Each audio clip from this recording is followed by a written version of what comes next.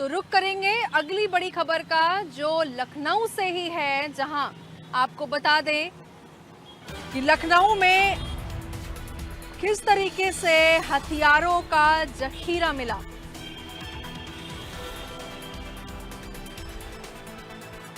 और यहां पर खुलता नजर आया है सलाउद्दीन उर्फ लाला का पूरा खेल।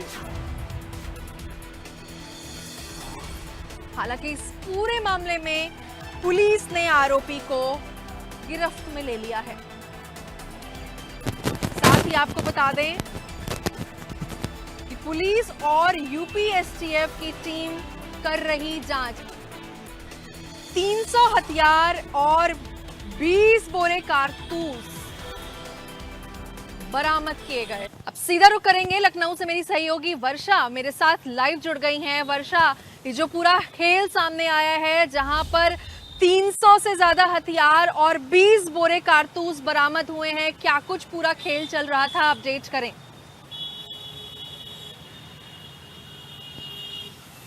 के घर के अंदर पूरी तरीके से फैक्ट्री चलाई जा रही थी, असलहों का पूरा कारखाना बनाकर रखा गया था। अगर हम बात करें इस फैक्ट्री की, तो जहां पर ये चीजें थी, वहां पर लगभग 300 असलहे बरामद किए गए हैं, लगभग 50,000 से ज्यादा कारतूस बरामद किए गए।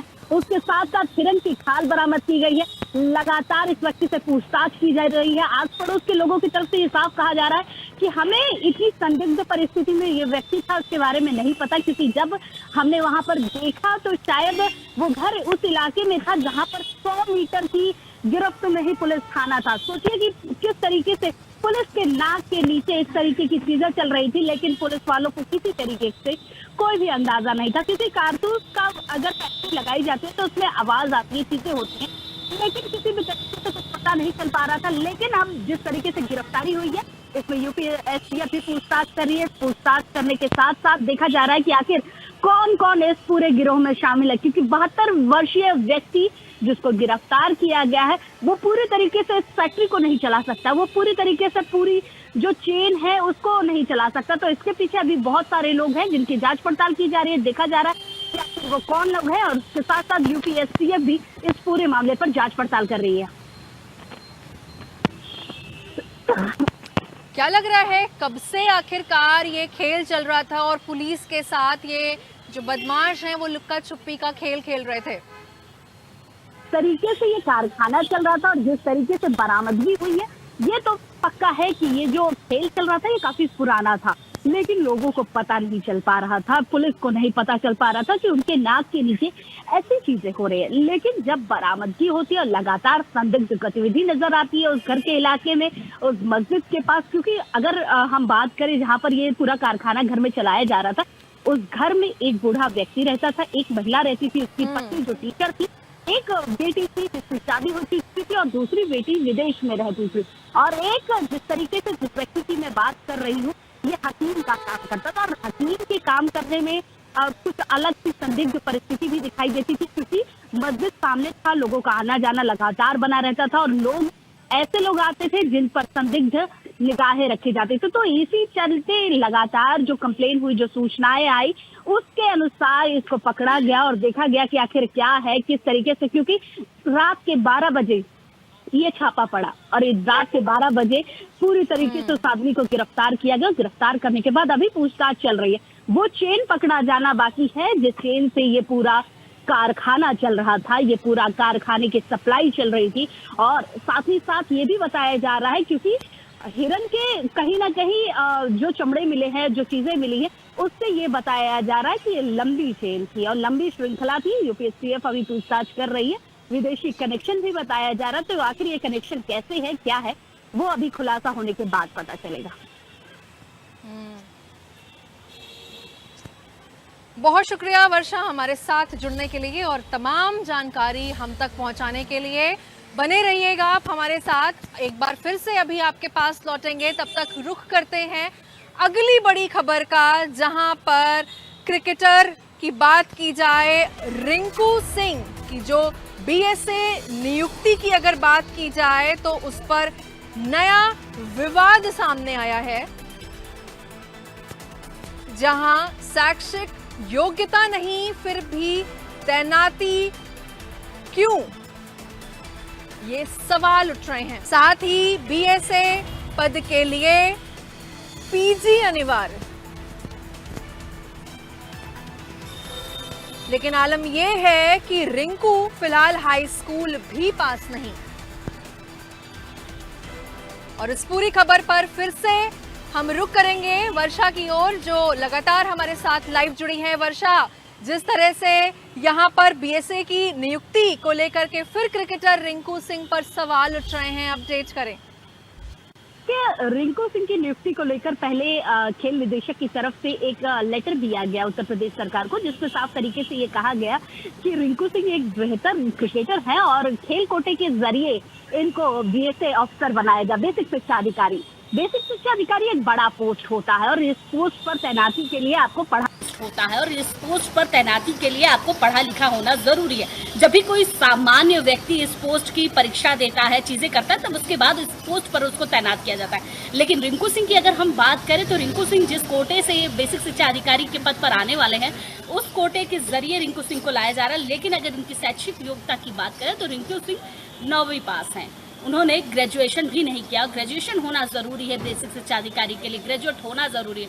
और जिस तरीके से रिंकू सिंह ग्रेजुएट भी नहीं है और जिस तरीके से अब पेज फंसते हुए नजर आ रहा है, लेकिन एक युवाओं का जोश जो होता है, एक युवाओं की जो चीजें होती है, उस वजह से रिंकू सिंह को आगे लाया जा रहा है, क्योंकि उत्तर प्रदेश सरकार लगातार युवाओं को रोजगार देने की बात करती है। और जिस तरीके से रिंकू सिंह की फैन फॉलोइंग है, इस वजह से युवाओं को ज्यादा अट्रैक्ट कर सके बेसिक शिक्षा अधिकारी बनकर, और ज्यादा से ज्यादा युवाओं को बता सके कि आखिर कैसे उत्तर प्रदेश सरकार युवाओं को नौकरी दे रहा है। इस चीज को लेकर अब लगातार रिंकू सिंह को बेसिक शिक्षा अधिकारी बनाने की बात भी कही जा रही है। और कहीं ना कहीं कुछ मामलों में ये भी बात हो रही है कि ये कैसे बन सकते हैं जब तक इनकी पढ़ाई पूरी नहीं हो सकती।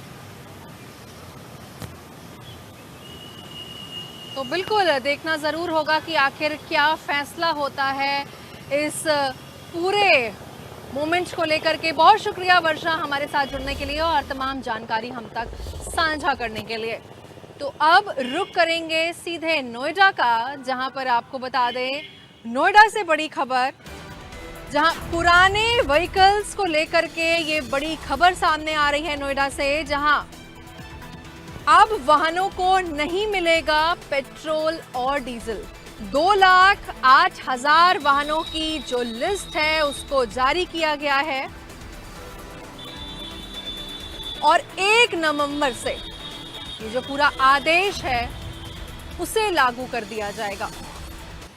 सीधा रुख करेंगे नोएडा से, मेरे सहयोगी अकरम मेरे साथ लाइव जुड़ गए हैं। अकरम, 1 नवंबर से जो लिस्ट जारी कर दी गई है, जिन व्हीकल्स को अब पेट्रोल एंड डीजल नहीं मिलेगा, क्या ऐसा किस किस क्राइटेरिया पे बेसिस करके ये जो पूरी लिस्ट है इसको जारी किया गया है, अपडेट करें।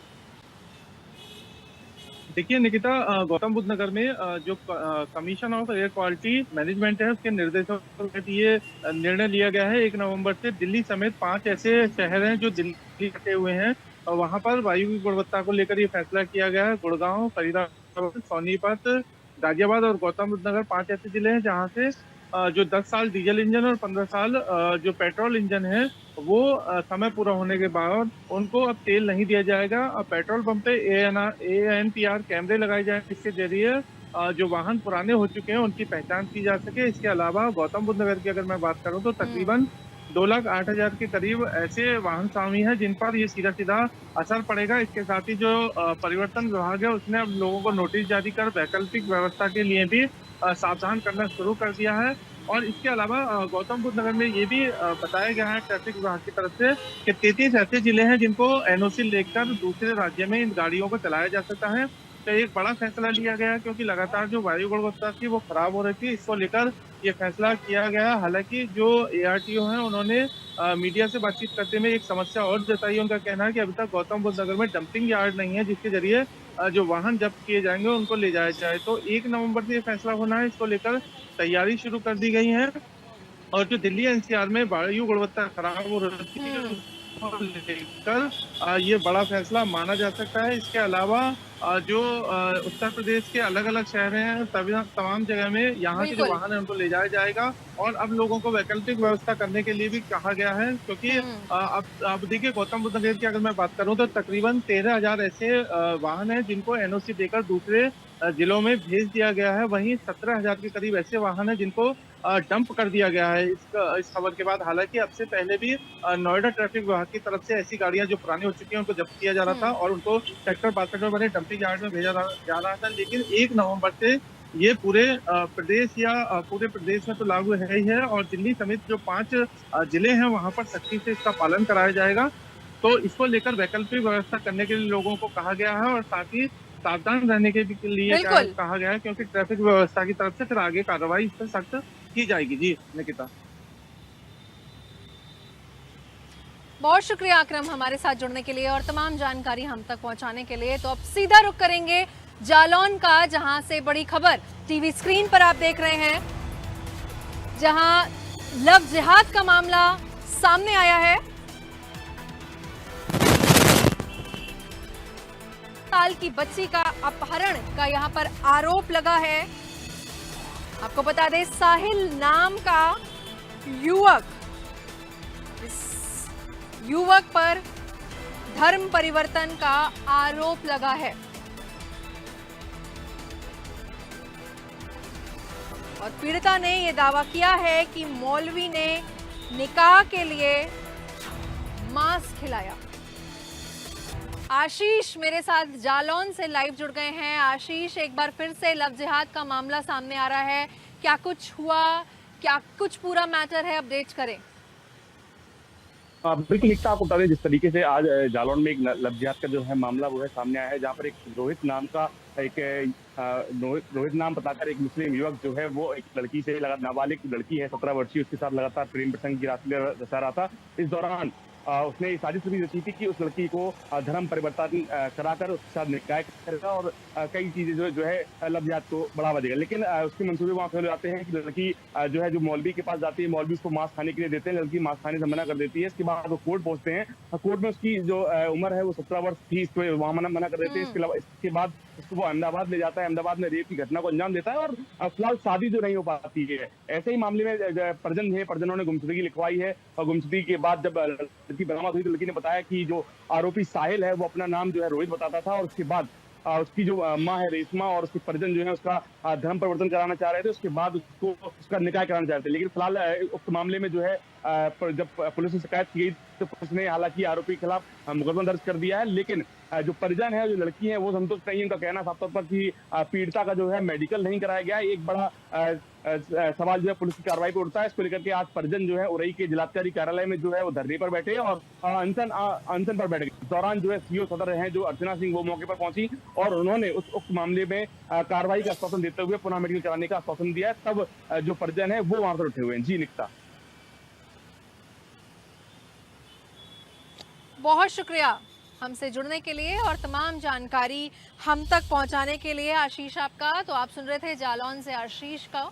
अब सीधा रुख करेंगे, आपको बता दें कि बरेली से एक बड़ी खबर आप देख सकते हैं टीवी स्क्रीन पर, जहां पर झगड़े के बाद पति ने पत्नी की प्रेम प्रसंग के शक में पति ने ये पूरा कांड किया। बच्चों ने जब मां को अस्पताल में भर्ती कराया।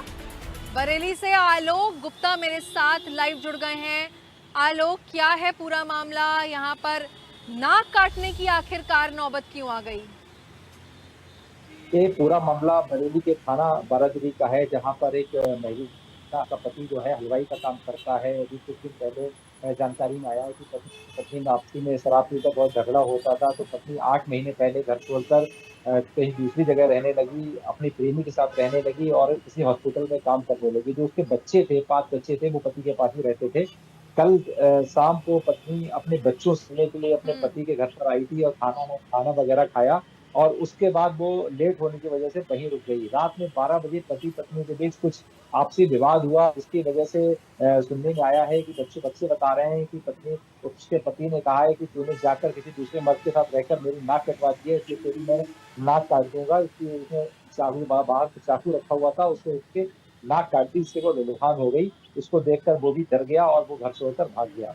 उनके बच्चों ने, पत्नी ने अपनी मम्मी को हॉस्पिटल में एडमिट कराया है। पुलिस का कहना है कि अभी तक कोई तहरीर या प्रार्थना पत्र नहीं मिला है। प्रार्थना पत्र मिलते ही मुकदमा दर्ज कर आरोपी पर कार्रवाई की गई। हम्म। बहुत शुक्रिया आलोक हमारे साथ जुड़ने के लिए और तमाम जानकारी हम तक साझा करने के लिए। तो फिलहाल आज के लिए इतना ही। कल फिर से हाजिर होंगे 6:30 बजे लेकर के अपनी स्पेशल ग्राउंड जीरो रिपोर्ट का। तब तक मुझे और मेरी टीम को इजाज़त दें और देश दुनिया की खबरों से जुड़े रहने के लिए देखते रहिए इंडिया न्यूज़ उत्तर प्रदेश उत्तराखंड।